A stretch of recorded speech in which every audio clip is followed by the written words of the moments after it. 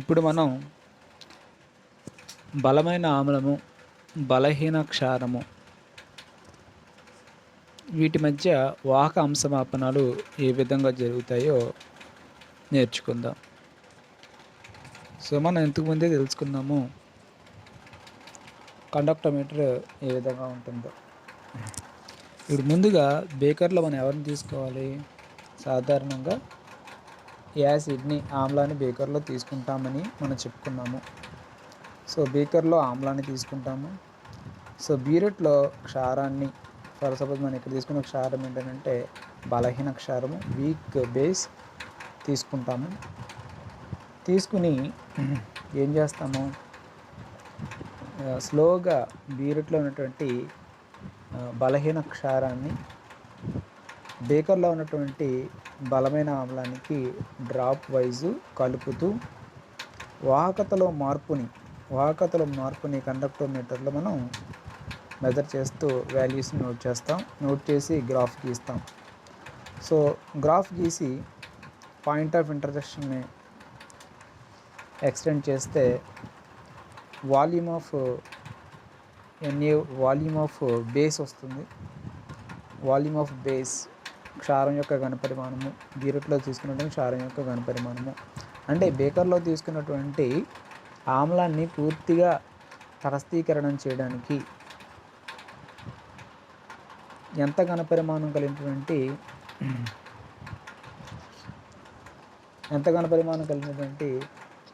బలహీన క్షారాన్ని మనం కలపవలసి ఉంటుంది అనేది మనకు తెలుస్తుంది అన్నమాట.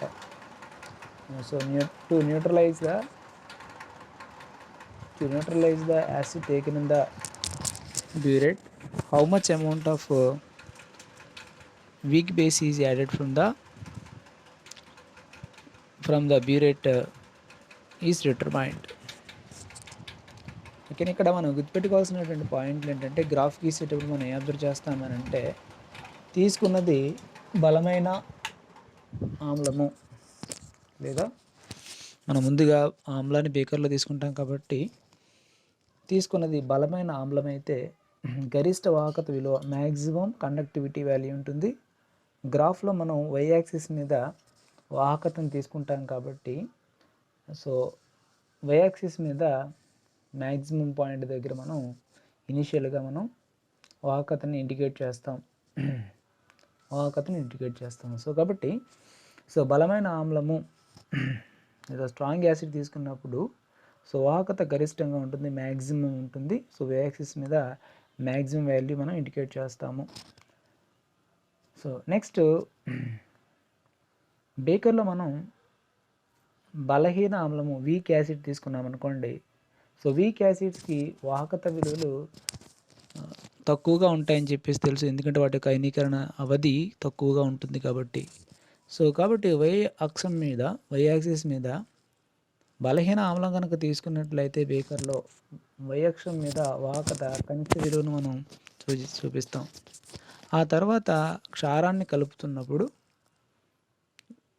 సో వాహకత తగ్గడం కానీ పెరగడం కానీ జరుగుతూ ఉంటుంది. సో తద్వారా వాహకత విలువలను కండక్టివిటీ మీటర్లో మెజర్ చేసి మనం గ్రాఫ్ గీస్తూ ఉంటాం. మనం ఇప్పుడు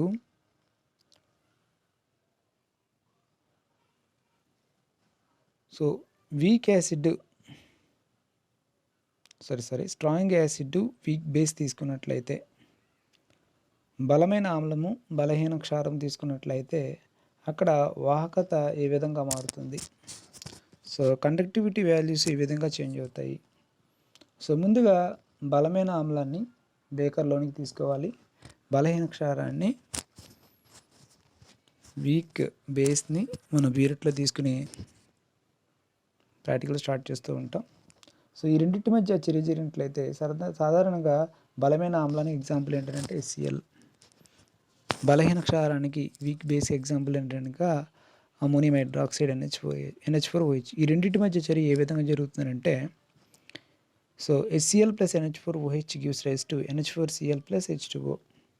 ఇక్కడ జాగ్రత్తగా సమీకరణాన్ని కనుక అబ్జర్వ్ చేసినట్లయితే H+ అయాన్లు వేగంగా చెల్లించేటువంటి అయాన్లు, fast moving ions, NH4 ions ఇంతకుముందే చలనశీలత ఆర్డర్ మొబిలిటీ ఆర్డర్ మనం ఇంతకుముందే చూసాము. So H+ ions fast moving ions, NH4 ions NH4+ ions slow moving ions అని గుర్తుపెట్టుకోవాలి ఇక్కడ. తర్వాత చర్యలో H2 ఏర్పడింది. ఈ H2 వల్ల ఎటువంటి వాహకతలో మార్పు ఉండదు. సో అదేవిధంగా NH4Cl అనేది ఒక లవణంగా తీసుకున్నాం. ఇప్పుడు చర్య ప్రారంభంలో మనం ఎవరితో స్టార్ట్ అవుతున్నాం? బేకర్లో బలమైనటువంటి ఆమ్లంతో, స్ట్రాంగ్ యాసిడ్తో స్టార్ట్ అవుతున్నాం. సో కాబట్టి స్ట్రాంగ్ యాసిడ్ యొక్క వాహకత అధికంగా ఉంటుందని తెలుసు. ఎందుకంటే అందులో ఫాస్ట్ మూవింగ్ H+ అయాన్లు ఉండడం వల్ల. సో వాహకత అధికంగా ఉంటుంది. మన గ్రాఫ్లో చూపించేటప్పుడు కూడాను వాహకత గరిష్టంగా ఉన్నట్టు ఏ అనేటువంటి పాయింట్ చూపిస్తుంది. ఇక్కడ గరిష్టంగా ఉంది. సో ఇప్పుడు ఎందుకని? ఫాస్ట్ మూవింగ్ H+ అయాన్స్ ఉండడం వల్ల. సో ఇప్పుడు ఇలాంటి బలమైన ఆమ్లానికి, స్ట్రాంగ్ యాసిడ్కి NH4OH ద్రావణంతో సమాపనం చేస్తున్నాం. స్లోగా బ్యూరేట్ నుంచి డ్రాప్ లేదా 1 ml వైస్ కూడా యాడ్ చేయొచ్చు. సో 1 ml పూర్తిగా యాడ్ చేసిన తర్వాత కండక్టివిటీలో చేంజ్ అనేది మనం మెజర్ చేస్తూ ఉంటాం. ఫస్ట్ 1 ml NH4OHని యాడ్ చేస్తాం బ్యూరేట్ నుంచి. యాడ్ చేసినప్పుడు ఏమవుతుంది? సమీకరణం నుంచి మనకి ఏం తెలుస్తుంది? సో వేగంగా చెల్లించే NH4+ అయాన్లు NH4Cl ఏర్పడి చూడండి. ఇంతకుముందు క్రియాజనకాలుగా ఉన్నప్పుడు, రియాక్టెంట్స్గా ఉన్నప్పుడు Cl- అయాన్తో ఎవరున్నారు? H+ అయాన్ ఉంది. సో దాని స్థానాన్ని ఎవరు స్థానాభ్రంశం చెందించారు? NH4+ ion. ఈ NH4+ అయాన్ ఏంటి? నెమ్మదిగా చెల్లించేటటువంటి అయాను. సో ఈ విధంగా NH4Cl ఏర్పడడం వల్ల వేగంగా చెల్లించేటువంటి H+ అయాన్లు నెమ్మదిగా చెల్లించేటువంటి NH4+ అయాన్ల చేత స్థానభ్రంశం చెందడం వల్ల ఇప్పుడు ఏమవుతుంది? ప్రారంభంలో గరిష్టంగా ఉన్నటువంటి వాహకత విలువ ఏమవుతుందంటే నెమ్మదిగా తగ్గుతుంది. అది మనం గ్రాఫ్లో అబ్జర్వ్ చేయొచ్చు. సో A నుంచి Bకి వాహకత విలువలు తగ్గుతాయి. NH4OH ఘనపరిమాణం ఈ డైరెక్షన్లో యాక్సిస్ మీద రైట్ హ్యాండ్ సైడ్కి ఈ డైరెక్షన్లో ఇంక్రీజ్ అవుతుంటే, పెరుగుతూ ఉంటే వాహకత విలువలు A నుంచి Bకి తగ్గుతాయి.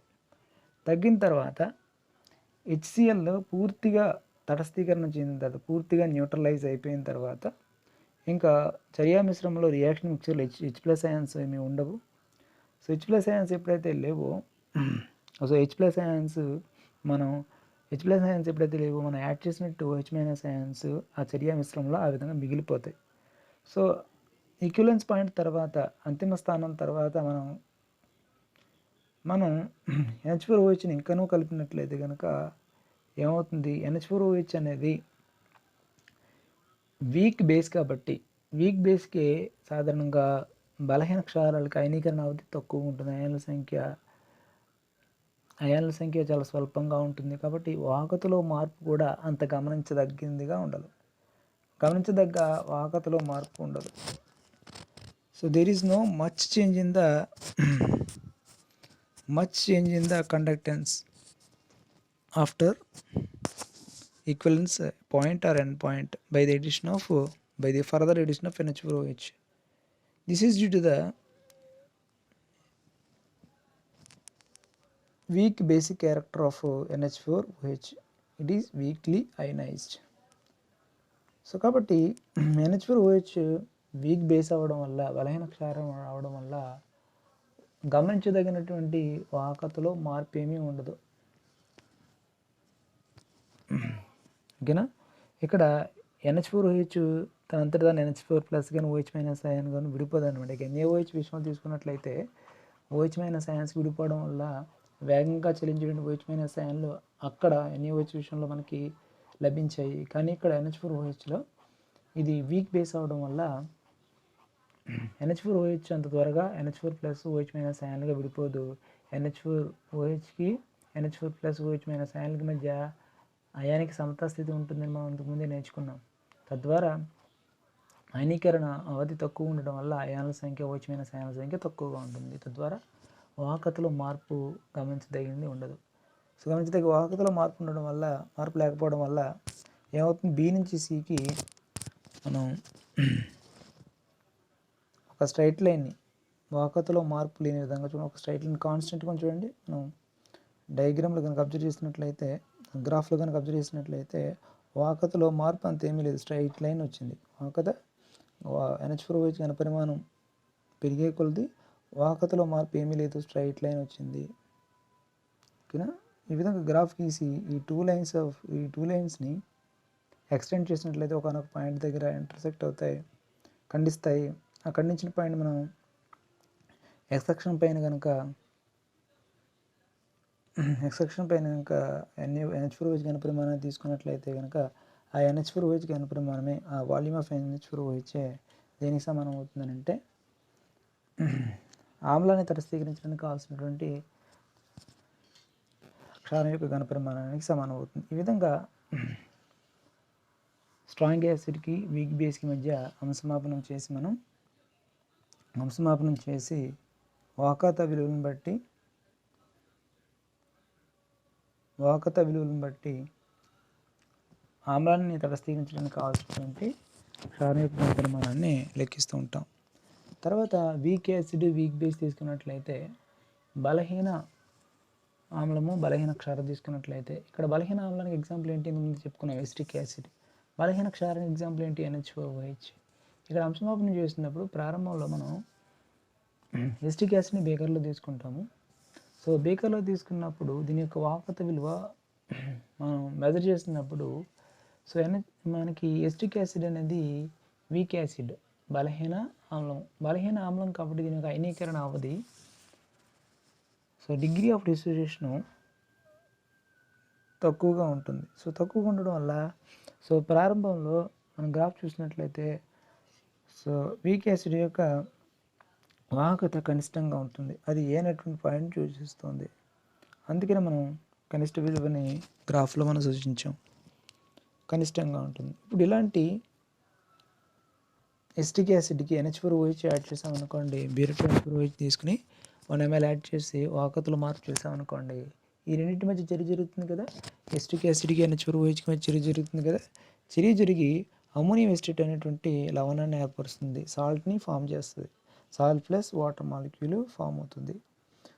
ఈ అమోనియం ఎసిటేట్ అయనీకరణ చెందేటువంటి it is a ionizable salt. అయనీకరణ చెందేటువంటి అమోనియం ఎసిటేట్ ఏర్పడడం వల్ల వాహకత క్రమంగా పెరుగుతుంది. చర్య ప్రారంభంలో వాహకత కనిష్టంగా ఉంది. ఎప్పుడైతే NH4OH యాడ్ చేస్తామో ఏమైంది? అమోనియం ఎసిటేట్ ఏర్పడడం వల్ల వాహకత ఏమవుతుందన్నమాట, క్రమంగా పెరుగుతుంది. అయనీకరణ చెందడం వల్ల అయాన్ల సంఖ్య పెరగడం ద్వారా నెమ్మదిగా పెరుగుతుంది అనమాట. నెమ్మదిగా పెరిగిన తర్వాత బేకర్లో ఉన్నటువంటి ఎసిటిక్ యాసిడ్ అంతా NH4OHతో న్యూట్రలైజ్ అయిపోయిన తర్వాత, అంటే తటస్థీకరణం పూర్తయిన తర్వాత ఏమవుతుంది? మనం ఇంకనూ NH4OH యాడ్ చేస్తామనుకోండి, కలిపామనుకోండి, చర్య మిశ్రమంలో NH4OH మిగిలిపోతుంది. ఇలా మిగిలిపోయిన NH4OH వల్ల వాహకతలో గమనించదగ్గ మార్పు ఏమి ఉండదు. ఎందుకంటే ఇంతకుముందే మనం చెప్పుకున్న NH4OH అనేది బలహీనమైనటువంటి క్షారం. బలహీనమైనటువంటి ఆమ్లాలు, బలహీనమైనటువంటి క్షారాలు వాహకతలో మార్పును ఏమాత్రము గమనించదగ్గ మార్పును కలగజేయవు. ఓకేనా? వీటికి గమనించదగ్గ మార్పు ఉండకపోవడం వల్ల ఎండ్ పాయింట్ తర్వాత, అంతిమ స్థానం తర్వాత, లేదా తటస్థీకరణ పూర్తయిన తర్వాత గమనించదగ్గ మార్పు లేకపోవడం వల్ల మనం గ్రాఫ్ చూసినట్లయితే బి తర్వాత సికి వాహకత విలువలో మార్పు పెద్దగా ఏమీ ఉండదు. ఒక స్ట్రైట్ లైన్ వస్తుంది. ఒక straight line parallel to X axis అనేది మనకు అబ్జర్వ్ చేయొచ్చు. అంటే బి నుంచి సికి విలువ ఆల్మోస్ట్ స్థిరాంకంగా ఉంటుందని చెప్పచ్చు. ఈ రెండు స్ట్రైట్ లైన్స్ని ఇంటర్సెక్ట్ చేసే పాయింట్ని మనం ఎక్స్ అక్షం పైన ఖండించేటట్లు తీసుకున్నట్లయితే కనుక ఆ ఖండన బిందువు మనకి NH4OH ఘనపరిమాణాన్ని తెలియజేస్తుంది. ఆ విధంగా బేకర్లో తీసుకున్నటువంటి ఆమ్లాన్ని పూర్తిగా తటస్థీకరించడానికి to neutralize the acid taken in the burette, how much amount of NH4OH is required is calculated from the graph. ఈ విధంగా బలహీన ఆమ్లానికి, బలహీన క్షారానికి మధ్య వాహకం సమాపనాలు చేసి NH4OH యొక్క ఘన పరిమాణాన్ని వాల్యూమ్ ఆఫ్ NaOH మనం డిటర్మిన్ చేస్తూ ఉంటాం.